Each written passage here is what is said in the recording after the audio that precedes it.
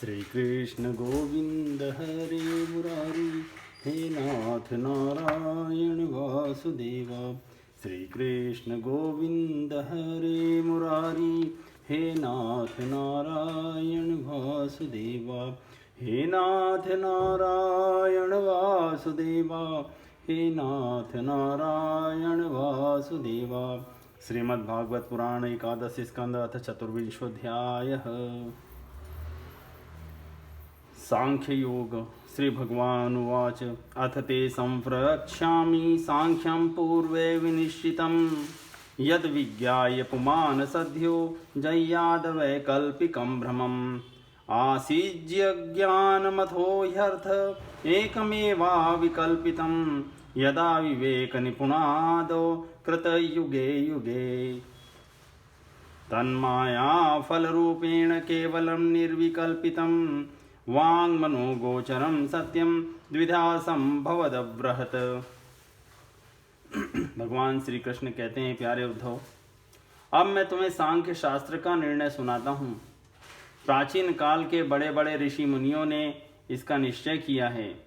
जब जीव इसे भली भांति समझ लेता है तो वह भेद बुद्धि मूलक सुख दुखादि रूप भ्रम का तत्काल त्याग कर देता है। युगों से पूर्व प्रलय काल में, आदि सत्ययुग में और जब कभी मनुष्य विवेक निपुण होते हैं, इन सभी अवस्थाओं में यह संपूर्ण दृष्टि और दृष्टा, जगत और जीव विकल्प शून्य, किसी प्रकार के भेदभाव से रहित केवल ब्रह्म ही होते हैं।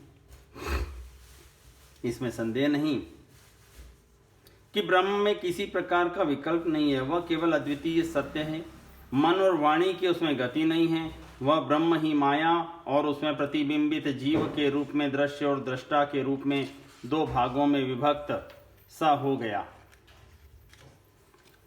तयोरेकतरो यर्थः प्रकृति सोभयात्मिका ज्ञानं त्वन्यं तमो भाव पुरुष सोऽभिधीयते तमो रज सत्वमिति प्रकृतेर्भवन गुणा मया प्रक्षोभ्यमाणायः पुरुषानुमतेन च तेभ्यः समभवत् सूत्रं महान् सूत्रेण संयुतः ततो विकुर्वतो जातोऽहंकारो यो विमोहनः वैकारिकस्तेजसश्च जातामसच्चेत्यहं त्रिवत् तन्मात्रेन्द्रियमनसां कारणं चिन्मयः अर्थस्तन्मात्रिकाजज्ञे तामसादिन्द्रियाणि च तेजसाद देवता आसन्नेकादश च वैकृतात् मया संचोदिता भावा सर्वे संहत्य कारिण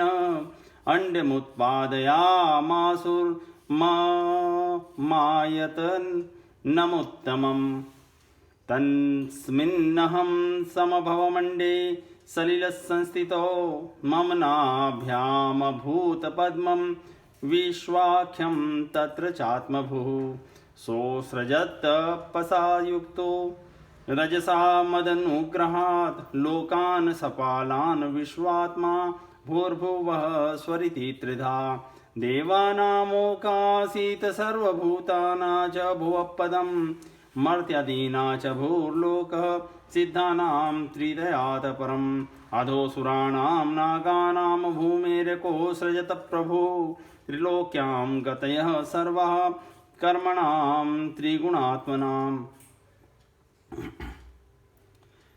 उनमें से एक वस्तु को प्रकृति कहते हैं। उसी ने जगत में कार्य और कारण का रूप धारण किया है। दूसरी वस्तु को जो ज्ञान स्वरूप है पुरुष कहते हैं। उद्धव जी, मैंने ही जीवों के शुभ अशुभ कर्मों के अनुसार प्रकृति को क्षुब्ध किया, तब उससे सत्व रज और तम ये तीन गुण प्रकट हुए। उनसे क्रिया शक्ति प्रधान सूत्र और ज्ञान शक्ति प्रधान महतत्व प्रकट हुए। वे दोनों परस्पर मिले हुए ही हैं। महतत्व में विकार होने पर अहंकार व्यक्त हुआ। यह अहंकार ही जीवों को मुंह में डालने वाला है। वह तीन प्रकार का है, सात्विक, राजस और तामस। अहंकार पंच तन्मात्रा, इंद्रिय और मन का कारण है, इसलिए वह जड़ चेतन उभयात्मक है।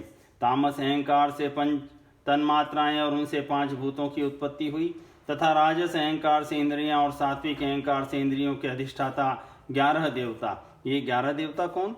5 ज्ञानेन्द्रिय, 5 कर्मेंद्रिय और 1 मन। इस प्रकार 11 इंद्रियों के अधिष्ठाता 11 देवता हैं। 11 देवता प्रकट हुए। ये सभी पदार्थ मेरी प्रेरणा से एकत्र होकर परस्पर मिल गए और इन्होंने यह ब्रह्मांड रूप अंड उत्पन्न किया। यह अंड मेरा उत्तम निवास स्थान है।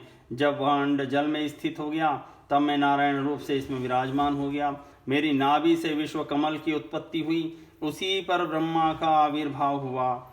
विश्व समष्टि के अंतःकरण ब्रह्मा ने बहुत पहले बहुत बड़ी तपस्या की। उसके बाद मेरा कृपा प्रसाद प्राप्त करके रजोगुण के द्वारा भूः स्वः अर्थात पृथ्वी, अंतरिक्ष और स्वर्ग, इन 3 लोकों की और इनके लोकपालों की रचना की। देवताओं के निवास के लिए स्वरलोक, भूत प्रेतादि के लिए भुवरलोक, अंतरिक्ष और मनुष्य आदि के लिए भूरलोक, पृथ्वीलोक का निश्चय किया गया। इन तीनों लोकों से ऊपर महरलोक, तपलोक आदि सिद्धों के निवास स्थान हुए। सृष्टि कार्य में समर्थ ब्रह्मा जी ने असुर और नागों के लिए पृथ्वी के नीचे अतल, वितल, सुतल आदि 7 पाताल बनाए। इन्हीं 3 लोकों में त्रिगुणात्मक कर्मों के अनुसार विविध गतियां प्राप्त होती हैं। योगस्य तपसश्चैव न्यासस्य गतयो मला, महर्जनस्तप सत्यम भक्ति योगस्य मदगतिः। मया कालात्मना धात्रा कर्मयुक्तमिदं जगत्, गुणप्रवाहे तस्मिन्नून् मज्जति निमज्जति। अनुर्व्रत कृश स्थूलो यो यो भाव प्रसिद्ध्यति, सर्वोऽप्युभय संयुक्तः प्रकृत्या पुरुषेण च। वस्तु यस्यादिनन्तश्च स वै मध्यं च तस्य सन, विकारो व्यवहारार्थो यथा तेजस पार्थिवः। यदुपादाय पूर्वस्तु भावो विकुरुते परम्, आदिरन्तो यदा यस्य तत् सत्यमभिधीयते। प्रकृतिर्हस्योपादानमाधारः पुरुषः पर, सतोऽभिव्यञ्जकः कालो ब्रह्म तस्त्रितयं त्वहम्। सर्ग प्रवर्तते तावत् पौर्वापर्येण नित्यशः, महान् गुण विसर्गार्थः नित्यं स्थित्यन्तो यावदीक्षणम्।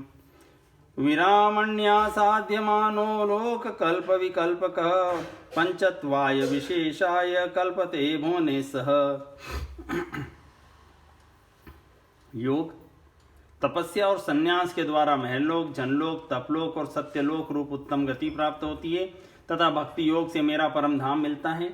यह सारा जगत कर्म और उनके संस्कारों से युक्त हैं। मैं ही काल रूप से कर्मों के अनुसार उनके फल का विधान करता हूँ।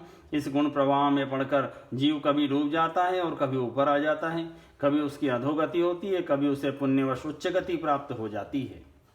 जगत में छोटे बड़े मोटे पतले जितने भी पदार्थ बनते हैं सब प्रकृति और पुरुष दोनों के संयोग से ही सिद्ध होते हैं।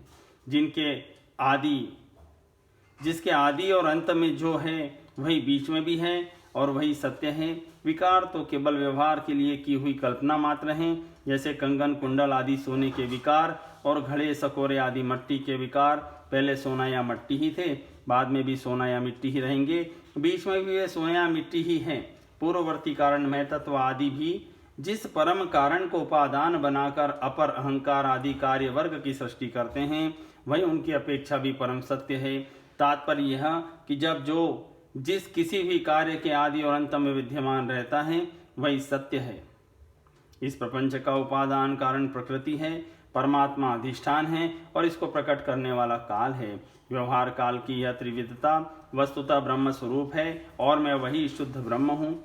जब तक परमात्मा की ईक्षण शक्ति अपना काम करती रहती है तब तक उनकी पालन प्रवृत्ति बनी रहती है। जब तक जीवों के कर्म भोग के लिए कारण कार्य रूप से अथवा पिता पुत्रादि के रूप से यह सृष्टि चक्र निरंतर चलता रहता है। यह विराट ही विविध लोकों की सृष्टि स्थिति और संहार की लीला भूमि है। जब मैं काल रूप से इसमें व्याप्त होता हूँ, प्रलय का संकल्प करता हूँ, तब यह भुवनों के साथ विनाश रूप विभाग के योग्य हो जाता है। अन्ये प्रलीयते मर्त्य मन्नं धानासु लीयते, धाना भूमो प्रलीयन्ते भूमिर्गन्धे प्रलीयते। अप्सु प्रलीयते गन्ध आपश्य स्वगुणे रसे, लीयते ज्योतिषी रसो